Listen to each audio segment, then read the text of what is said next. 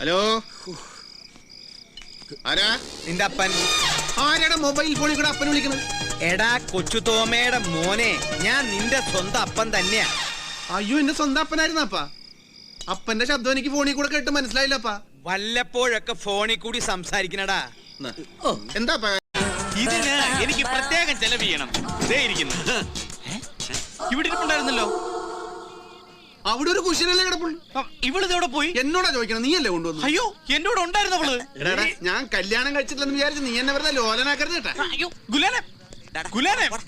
ഗുലാം വിശ്വസിച്ചാലും ശരി ഇല്ലെങ്കിലും ശരി, അവളാ എന്നോട് പറഞ്ഞത് ഗുലാന്റെ.